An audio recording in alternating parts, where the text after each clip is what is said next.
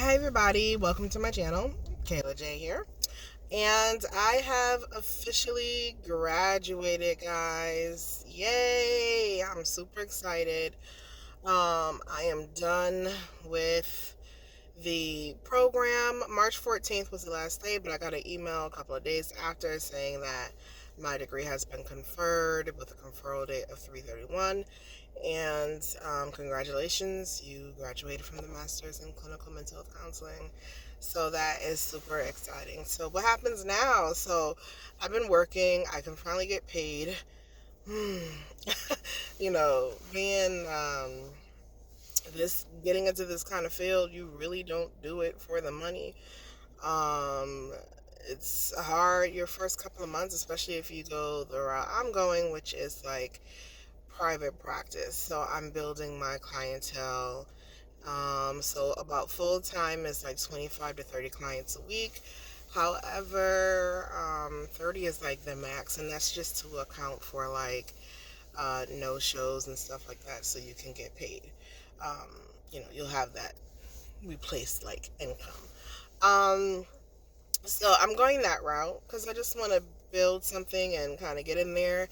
You can also go agency, but burnout is quicker when you're doing agency because it's all about starting you're doing the 40 hours, you're seeing all these clients, you're turning them, their numbers. So I do like the slow pace of um, private practice work and doing um, not necessarily like seeing the clients who I want to see because I kind of just take them all, but um, I do have a say. I can set my schedule, which is helpful. And yeah, so that's like what I'm doing right now. I'm looking into doing a EMDR certification. So, the tapping, or right now, like my supervisor, she uses the actual like buzzers in your hands. And I've sat in with a few of her sessions and like stuff works. So I was just like, oh, okay, that's one thing that I can actually do now and use now. Although I can't certify until I'm fully licensed, like independently, and that's going to take 2 years. But I'm not going to let that stop me from taking trainings that I'm interested in taking that are reasonably priced. Because I'm also interested in IFS, and IFS is way more expensive, but I have a lot of resource that I've been using. So, and reading and and I've been using my school library that is like, I think I have forever access to that. So, or at least the next 6 months. But if I continue with the PhD, then like I'm always going to have access to it. So yeah, so that's what I'm doing. Like I'm just trying to see where I'm going to go, building that clientele. I'm dressed right now for like my part-time job. I'm on my way. I serve part-time, so I'm on my way to do that until I don't have to do that anymore. But yes, so life is lifing, but in a good way. And I can't wait for the pace to kind of pick up just a little bit.